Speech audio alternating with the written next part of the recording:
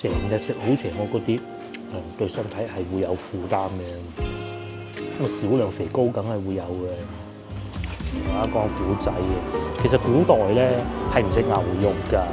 咁點解？因為牛係教人耕田㗎嘛，即係一個機器嚟，因為你食咗啲叫做食燒鵝瀨粉，又或者飲咖啡整牛肉湯都得嘅。不如試下呢個啦，呢個擺咗一段時間。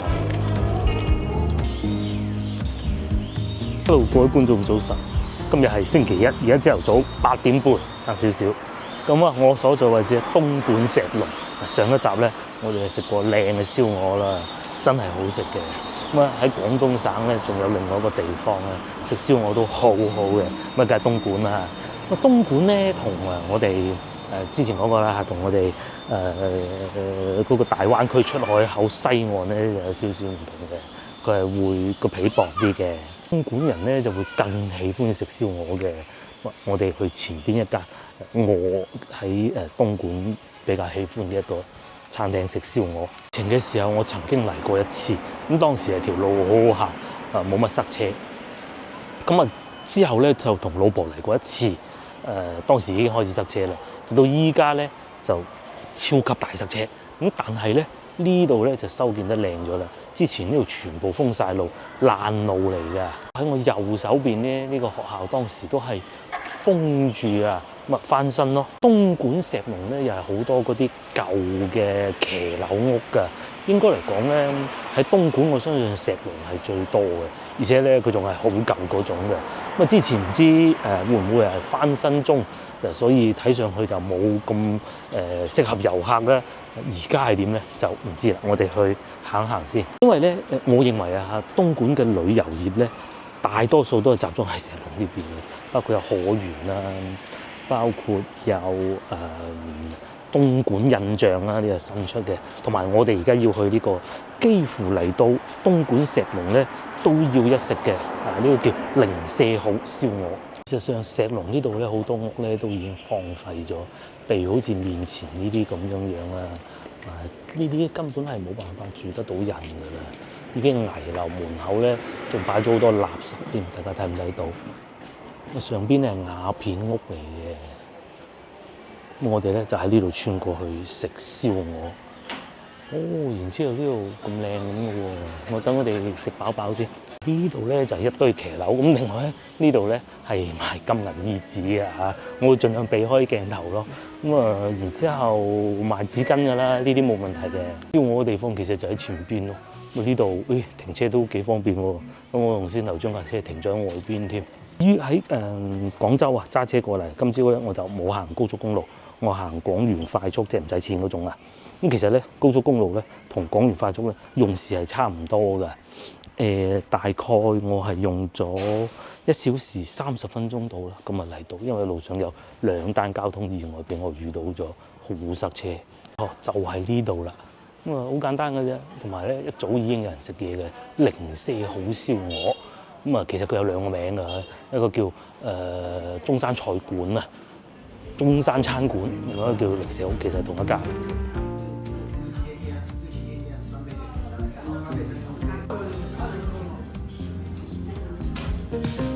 呢個咧就係我早餐，係咪好豪華咧？早餐食燒鵝，咁佢咧我要咗一個叉燒拼燒鵝嘅，咁25蚊，咁下邊咧可以要飯，可以要瀨粉。你冇理由朝頭早食飯咧，梗係食瀨粉啦。講真嗰啲，我老婆咧就唔中意食東莞燒鵝，就成日都嫌人哋瘦啊，好奇怪啊！咁但係咧，我認為咧東莞燒鵝咧係可以成日食嘅，因為點解咧？因為點解咧？佢唔會太肥嘅，嗰啲皮下脂肪唔會太多啊。有時候如果你日日食都係嗰啲下邊好邪惡嗰啲，琴日嗰個已經唔算啦。成日食好邪惡嗰啲，對身體係會有負擔嘅。咁啊少量肥膏梗係會有嘅。咁同埋咧我今日咧係要咗個上裝嘅。上裝又咬口啲，咁你可以要求下裝，但係俾唔俾到你咧就老闆話事啦。而家呢條路修建咗好多，翻新咗好好。佢以前咧全部封閉嘅，唔關疫情事嘅，真係翻新嘅。而家靚咗好多。燒鵝咧係現切嘅，叉燒咧現切嘅。咁啊啲瀨粉咧就一早煮好咗嘅，但係唔係擺咗好耐嗰種啊。咁啊客人點餐咧，佢就擺喺個燒鵝同埋叉燒喺個面頭，然之後咧再落啲粉，再落啲湯，咁就得㗎啦。朝頭早食呢啲幾豐盛啊！就係呢部分啦。咁之前咧點解老婆話唔中意食佢咧？就係我老婆咧係好中意，唔係好中意韌嗰啲嘅，佢話咬唔到喎。但我又覺得唔係嘅，呢啲咬落去先夠香啊嘛。咁你話係咪順德嗰啲好食咧？咁我都係中意食嗰啲嘢。你話至於講到話唔好食咧，唔可以咁講。燒鵝點會唔好食咧？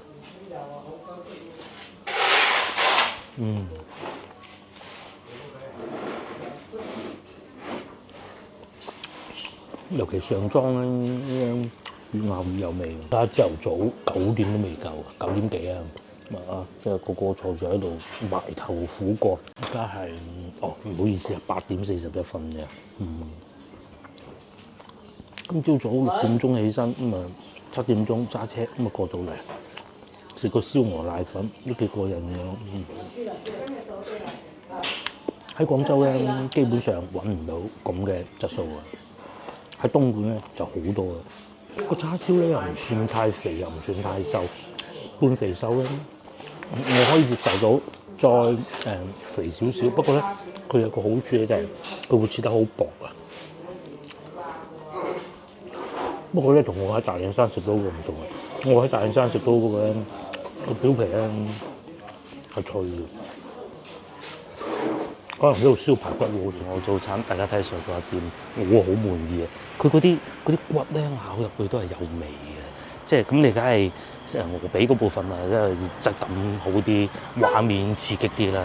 但係如果識食咧，係食呢啲部分嘅。不過好老實講，個叉燒咧表現就一般啲。我上次好似食過燒排骨唔錯，下次有機會咧經過又可以再燒排骨。嚟到東莞冇理由食個燒鵝瀨粉就走㗎。咁咧我就會可園啊，可口可樂嗰個可，可園相信好多觀眾都聽過。嶺南4大名園之一嘅。咁最初咧，我今日嚟嘅時候咧，我冇諗住去，因為咧一貫嘅諗法都諗住博物館咧係星期一閉館，慢慢都諗唔到佢係星期2閉館嘅。所以咧今日就過去啦。佢係要門票嘅，不過咧8蚊咁大把。同埋佢係9點半開工嘅，開門迎客嘅。而家先9點04分，未免太早啦。過到去再講啦嚇，過到去我先再買飛。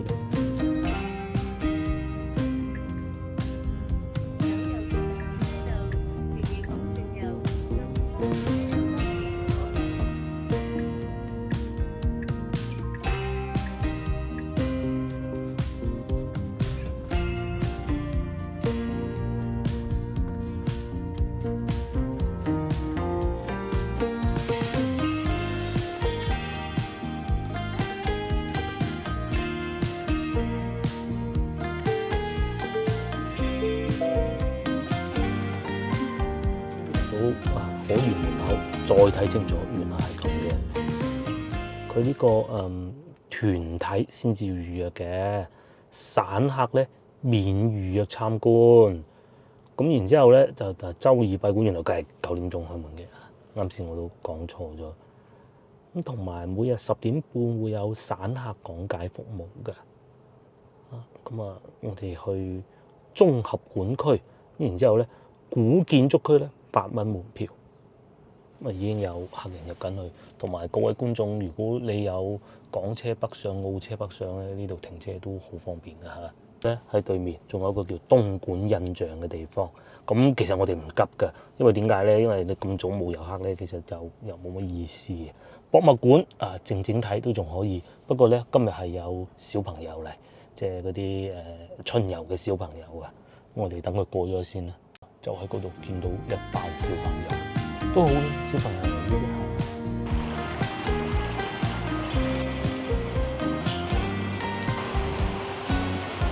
我嚟到可園呢度啦。呢個咧係我哋嶺南大名園之一嚟嘅。咁啊，大家知唔知邊四大啊？番禺啦、順德啦、佛山啦。咁後邊嗰個位咧，你哋自己填上去啦。咁啊，可園咧係建於道光30年啊，1850年㗎。咁啊係由武將啊張敬修創建嘅喎。咁究竟同我哋成日聽見一個藥嘅牌子叫敬修堂係咪一樣咧？咁就睇下今日揾唔揾得到答案啦嚇。咧就以小巧玲瓏啦、設計精巧著稱嘅。咁啊，同埋咧有好多水嚟環繞啊。呢度以前嘅主人係武官，咁但係都好注重文學修養嘅喎。一入到嚟就已經係睇啲筆啦。佢呢度有介紹嘅可園嘅入口啊，從庭院進入啊，開敞式嘅佈局。冇錯啦，呢度咧仲會寫埋嶺南園林四大園林，有邊四大咧？其實係冇陳家祠嘅，係陳家祠係陳氏書院嚟嘅啫。咁啊有北方園林體系啦、江南園林體系啦，同埋我哋嶺南園林體系咯。除咗我哋先頭講過嶺南四大名園咧，其實仲有幾個嘅，譬如話立園啦，立園喺開平嘅。盧蓮芳公園啦，澳門嘅喎，朝陽西苑同埋澄海西塘，原來澳門都有咁樣嘅園林，勁喎！蘆園啊，好似我去過喎，經過咯。下邊呢個就係可園古建築嘅模型啦。咁古建築呢一部分咧係免費嘅，大家記住啊，免費嘅。咁即使另外要收費嗰部分咧，又係8蚊人民幣嘅啫。呢度仲勁，佢講咗一個咩古仔咧？我哋嶺南地區會好熱㗎，天氣好熱喎，咁啊想散熱咁點辦咧？就喺面前呢度啦。佢下邊呢個啊係有空咗㗎，即係俾啲水喺度流入去，令到佢涼爽啲。呢個師傅應該就喺度令到啲水變涼吧。好啦，冷巷就喺左邊嘅。咁嗰啲水咧就一路流過去，我下邊兩個老爺咁咪涼爽咯。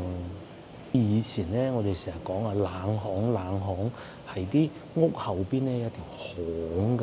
咁啊，究竟咩意思？原來咧就係我哋嶺南啊，大多數都好炎熱㗎。你要散熱點辦咧？熱親啊老爺唔得㗎嘛嚇。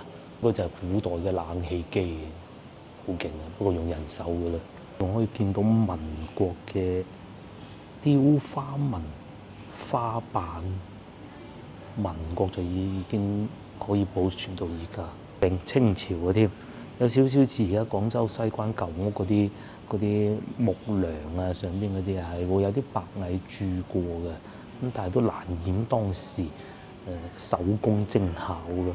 當時冇咁多器具㗎嘛，右邊呢塊爛得多啲。勁，呢個係清朝嘅個金魚嘅圖案咯。咁啊，當時阿老爺都幾識嘆喎，欣賞下呢啲木雕咁啊，睇下書會下客。整個展館呢一個啊，最有教育意義就係面前呢度啦。阿老爺吹冷氣呢個咯，仲有啲詩章啊，係張敬修嘅印鑑，不過係複製品嚟嘅，清朝嘅。可惜行到呢一度咧，咁我睇咗幾分鐘咧，俾我感覺啊，對比清暉園啊，清暉園有一種咧就移步換景咁嘅感覺嘅。呢一度咧就嗰啲水啊，好似呢啲流水咧就會多啲嘅，講明當時張敬修武將啊都好喜歡水嘅，然仲會有滿洲窗啦。上邊仲有寫字嘅喎，常咧喺啲園林嘅博物館裏邊都會見到呢一種啊，呢一種咧叫花窗，咁佢會即係有個裝飾嘅作用啦。咁但係你話實際作用有冇？透風咯，係啊，呢啲全部都係每一塊都唔同嘅，嗰啲人物喺上邊。咁啊有古仔嘅，捉圍棋啦，呢個應該係八仙過海嘅古仔會唔會係咧？我嚟到呢度樓底仲高啲喎，呢個係表現乜嘢咧？應該表現我哋嶺南嘅大宅係點㗎？譬如話嗱，呢度佢會有講潮州許富馬府啦，澳門鄭家大屋啦嘅情景咯。當時嗰啲磚啊，哇！漢朝留到依家咁勁，佢冇寫複製嘅喎，或者明代嘅城磚啦，即係個城牆嗰度嘅挖落嚟嗰啲磚，漢代同埋明代喎。呢個就係漢咯，好喎，因為咧我去過好多博物館咧，其實佢離個展品都好遠嘅。呢咁你摸就梗係摸唔到嘅，不能夠摸，因為佢真品嚟嘅。但係你起碼可以咁近距離睇到，睇下啲木紋，睇下上邊啲雕花，咁你又可以想像一下，當時呢個係咩花咧？你就想像一下啦，你想唔想像到？我係想像唔到嘅。呢個睇得出啊，因為下邊都有寫住嘅，就係呢個係獅子嚟㗎，舞獅啊，即係講明咧嗰個時代啲人已經係舞獅㗎咯，係咪啊？係咪喺度舞獅啊嘛？呢個人嗱，呢隻獅子栩栩如生㗎都，呢個係叫金漆木雕，即係喺個木頭上邊再用嗰啲金漆咁樣去油翻佢，好似威水啲咧，靚啲啦，金色啊嘛。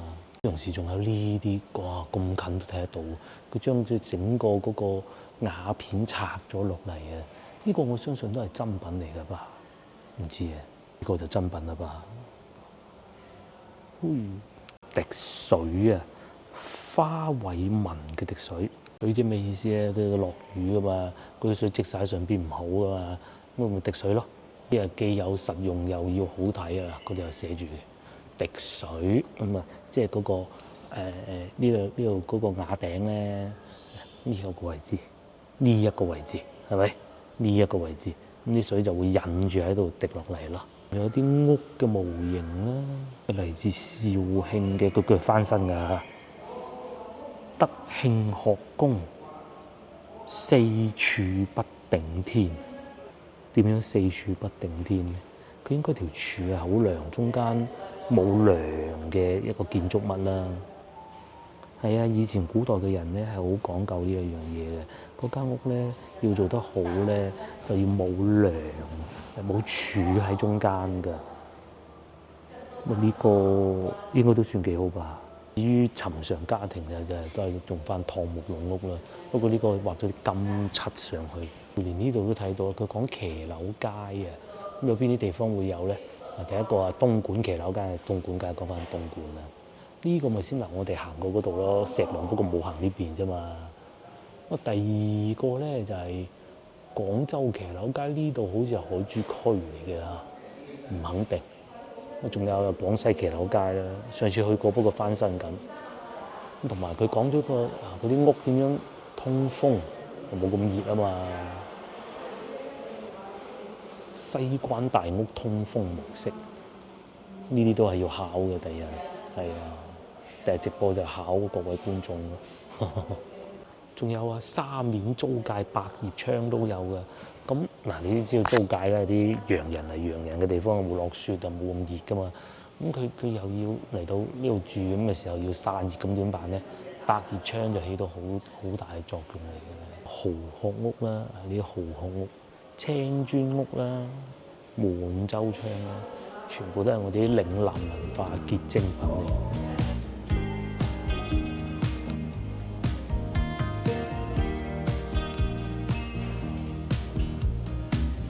呢兩個勁啊！通常咧，我哋見到嗰啲瓦片屋啊，即係好靚嗰啲，唔係好舊嗰啲啊。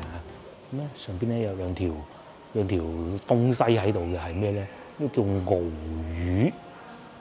咁啊喺個屋頂上邊擺住喺度嘅。今日就學識啦，鰲魚。咁啊講明咩？獨占鰲頭。啊，如果用五行術書咧，叫水克火。咁啊，當時啲屋怕佢火災啊。咪有呢兩個寓意咧，就係唔好發生咁多火災啊！幾好意頭啊！呢對係清朝嘅石灣石灣生產嘅製造嘅，即係佛山啊。除咗室內部分以外，仲有戶外部分嘅喎。我哋周圍行下啦，都幾多遊客嘅喎。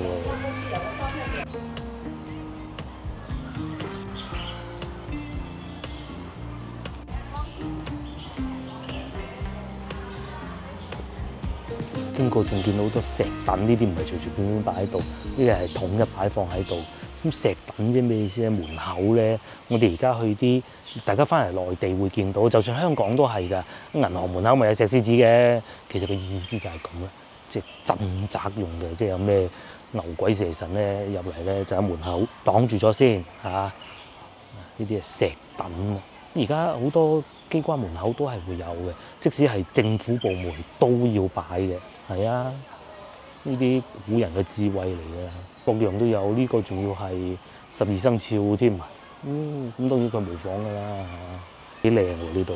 就算大家唔想再花錢啦，淨係行到嚟呢度都幾舒服喎。呢個湖好安靜嘅感覺，唔會有嗰種好煩囂、好嘈雜嘅感覺。即使咧嗰啲小朋友嚟到喺嗰邊開緊 party 都好，帶大家喺前邊要付費嗰部分睇下，咁啊睇下係咪如我所知8蚊一位咁平，咁8蚊你入去睇睇當然不妨啦。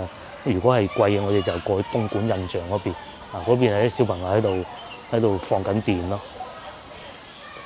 咁啊，我哋嶺南咧有個好處就係長年都唔會結冰嘅。咁啊，啲園林係靚啦，就算你一過咗南嶺咧，北方都會有結冰嘅情況啊嘛。就喺呢度啦，可園古建築售票處8蚊一位。呢邊咧仲有個郵政局㗎，係真係郵局嚟㗎，係啊，可以寄明信片咯。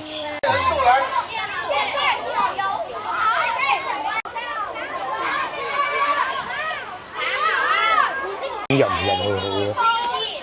咁樣啊，好熱鬧喎！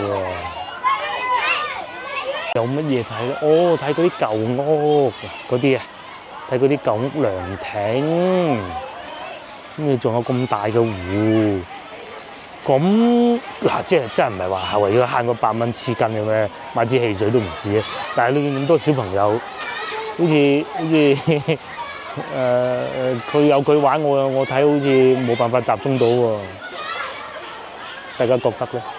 我決定我都係唔過去。啲小朋友咁開心，無謂打擾佢嘅雅興。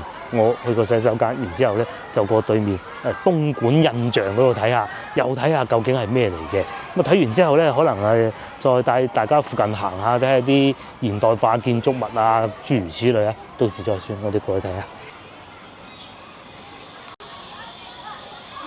原來呢度咧都仲會有好多唔同嘅展覽，不定期嘅展覽，譬如話呢個揚州博物館藏仕女畫展，咁啊都係唔需要收費嘅，好簡單就喺呢度嘅啫。咁既然你都嚟到，點解又唔嚟睇下咧？你唔使去到揚州睇啊嘛。咁佢講係匯集咗52件精品嘅喎，清朝仕女圖嗱，中國嘅呢啲古畫咧，佢畫人像就係咁啦，同西方係唔同嘅。大家睇唔睇得出有冇咩唔同？中國係更喜歡用線條嘅，西方咧就係更喜歡用唔同層次嘅色彩嘅。希望我咁嘅理解係冇錯啦嚇。清朝。都係清朝，呢啲真品嚟嘅。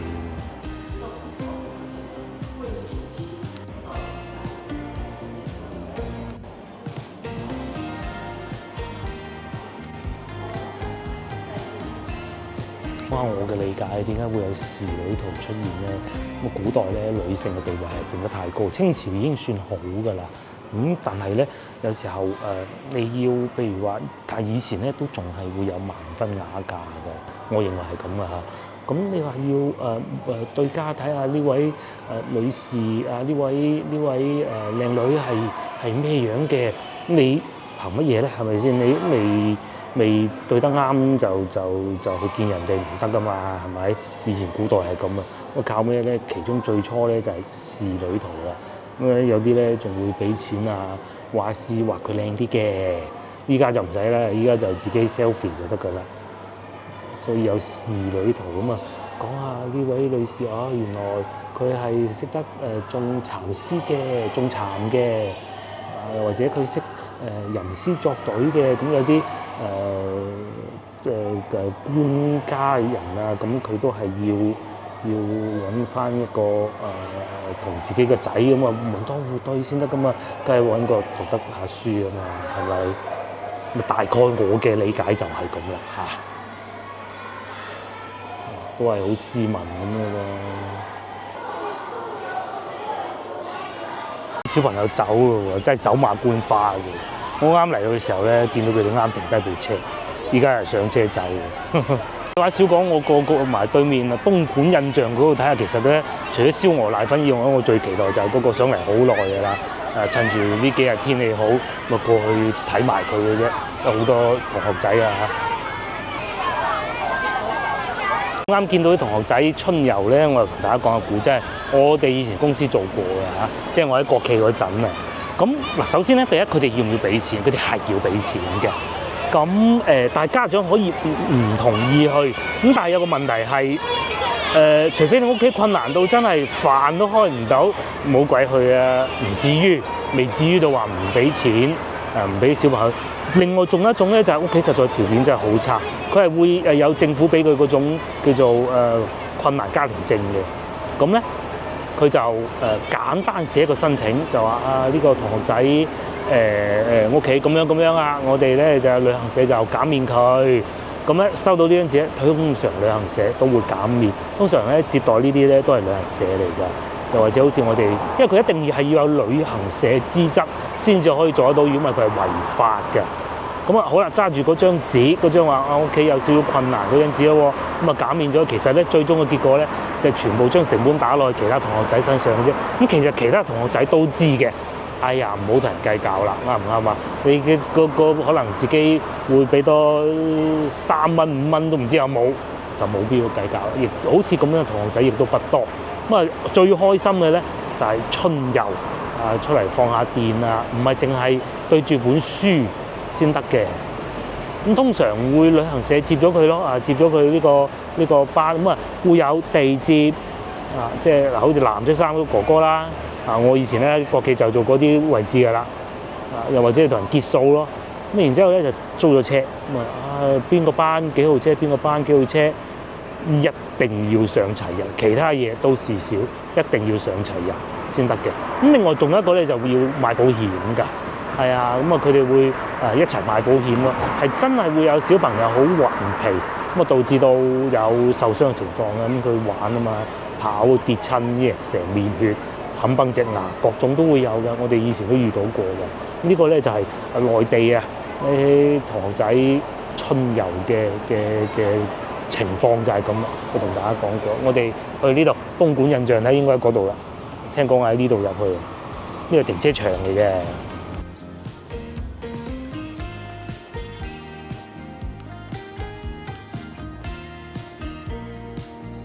終於又嚟到呢度啦，不過咧今日係星期一，所以冇乜人，都正常㗎啦嚇。其實安安靜靜睇下咯，呢度叫祈願花園，應該係將啲舊宅改造過嚟嘅。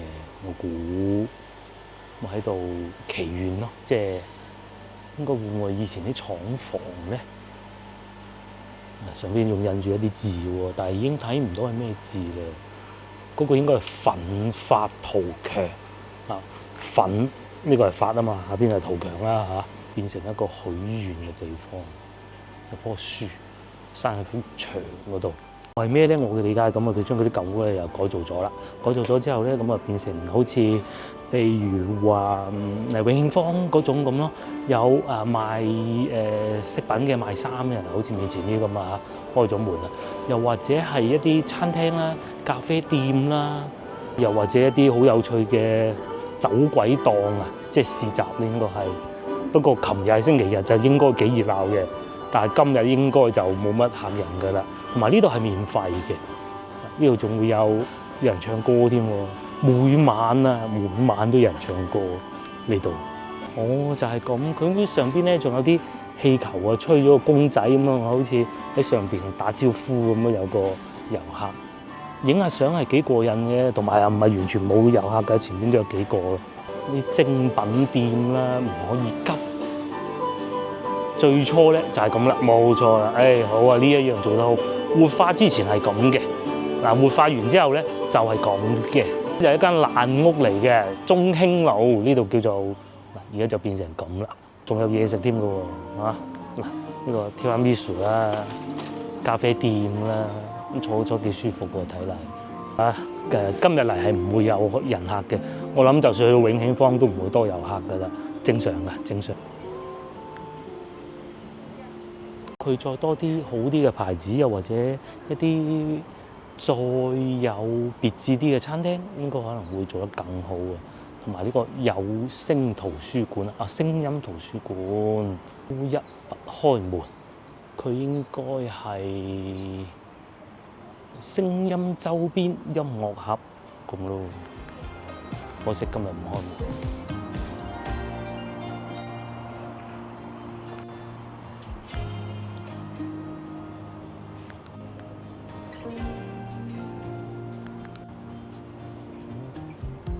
咁啊，都大家睇過呢度啊，基本上都係咁。我覺得大家如果要翻嚟呢度睇下冇問題，但係唔好揀星期日朝頭早或者傍晚都好啲。有冇餐廳開門？係有嘅，好似呢個咁啊，係有開門嘅。獨舊書店呢度叫做。點鐘之後仲有咖啡飲喎，有拿鐵同埋牛角包。11點之後仲有意粉添。如果你話去到節假日咁坐住喺度買杯嘢飲坐下，咁都幾舒服嘅，幾舒服嘅。咧就係當地啲村民喺度坐大啲咯，係啊，買啲潮流玩意啊、衫啊、帽啊咁咯，仲有搖搖椅。其實如果唔係咁急話，一定係要好多人，因為慢慢睇下都幾舒服嘅。呢個坐上去唔知俾唔俾坐？我呢度專門係賣雲南咖啡嘅，而家好多人好中意飲雲南咖啡。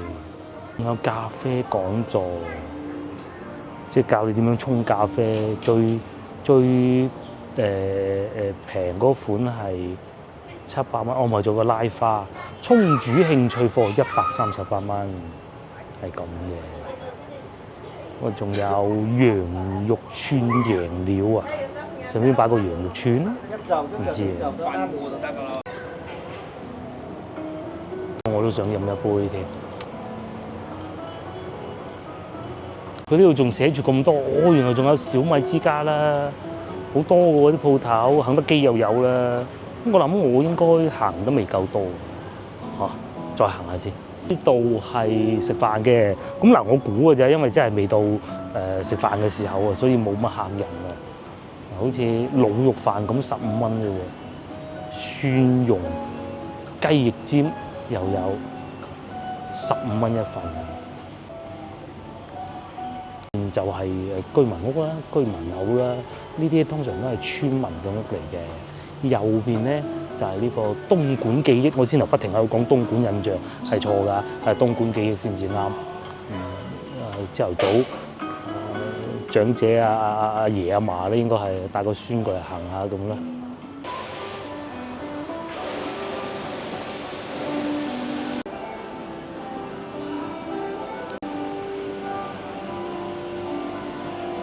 呢邊有多啲嘢睇喎，呢度仲有賣精品㗎。賣呢啲杯，哇，好靚喎杯！呢啲杯好似嗰啲咖啡店賣嗰啲杯，因為其實咧，據我所知有好多杯咧，咖啡店嗰兩間咧都係東莞做嘅。呢個咧，呢個兔仔嚟嘅應該係，變咗靚女喺度影相添，應該係推廣呢個餐廳吧？呢個係咖啡店嚟嘅。呢度就係騎樓街啦，咁好啊，有騎樓行啊！東方紅照相館，港式雞蛋仔添，哇，靚女好靚啊！鐘錶維修都有喎，佢係為咗喺度真係賺錢，因為係做一個裝飾嘅咧。唔知啊。郵局都要賣奶茶啊，抹茶茉莉奶茶，經典牛乳抹茶都係抹茶喎，唔貴喎，10蚊同埋13蚊嘅。咁啊又有呢個啦，呢個好啊，真係好。可以睇翻以前係點嘅呢間屋，咁佢大嗰個結構係唔會改嘅，連屋主係邊個都寫埋，呢度係做乜嘢？嗱，以前啦喺度就係西式現代接生，1931年啊，知名西醫嘅就喺呢度，真係犀利。有得食冰添，係啊，琴日仲係母親節，嗰啲牌都仲喺度。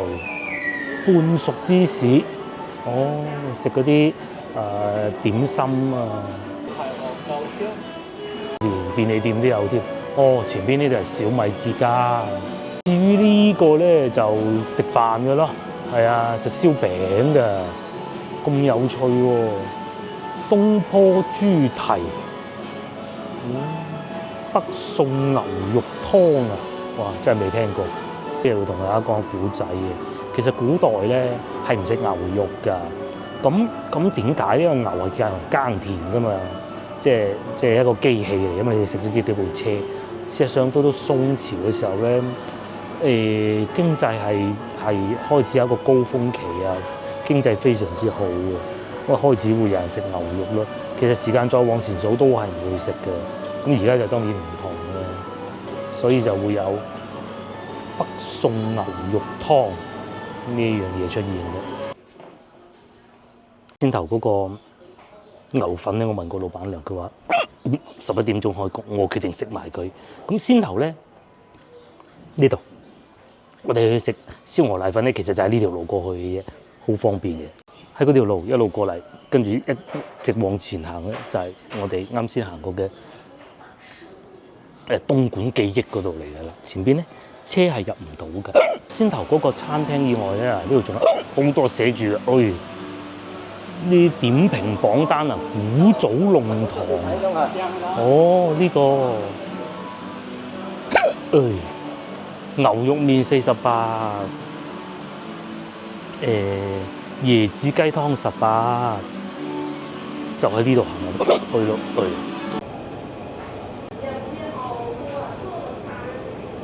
我入咗嚟餐廳啦，咁啊食個牛肉麵就走㗎啦，或者加個燒餅，睇下有咩食啦。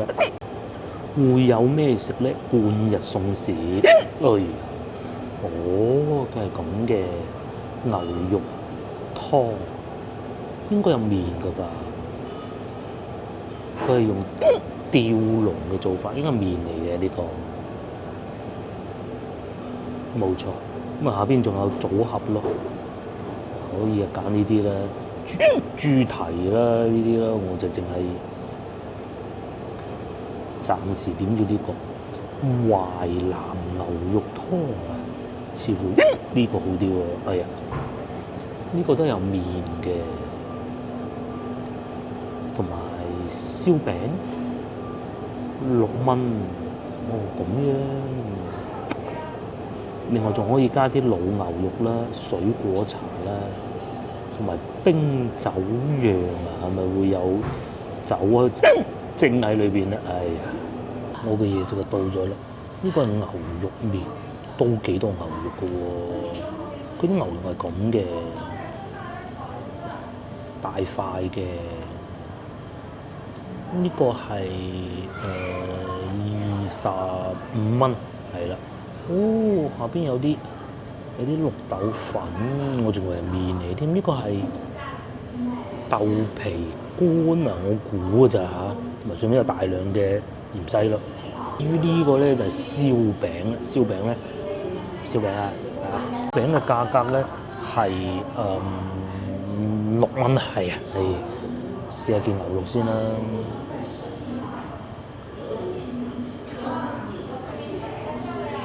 有肉味，唔係嗰啲合成啊嗰啲，又或者係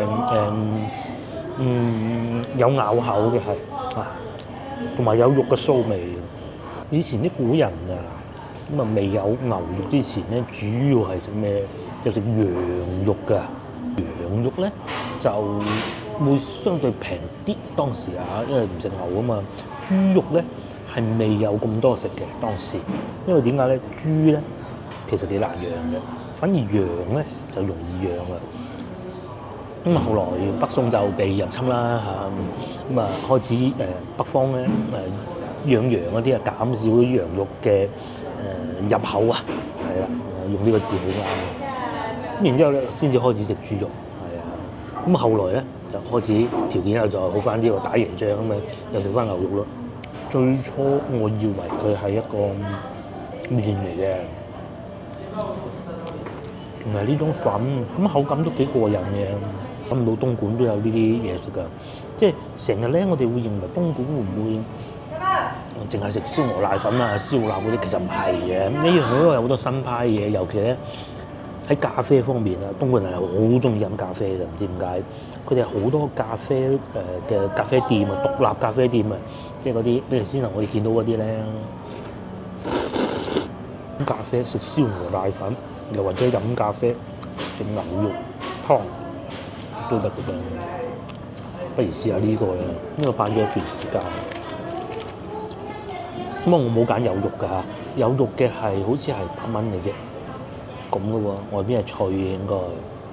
係就咁食定係點啲湯嘅咧？我真係唔知。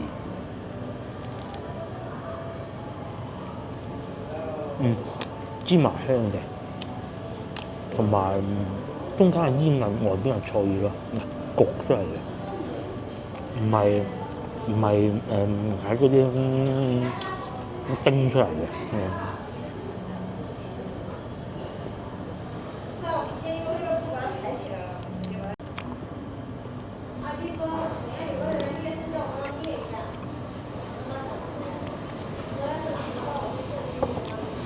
湯都幾濃牛肉嘅，唔錯唔錯。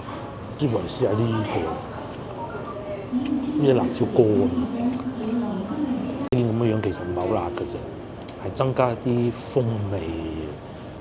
喺廣州嗰啲蘭州牛肉麵最多呢一種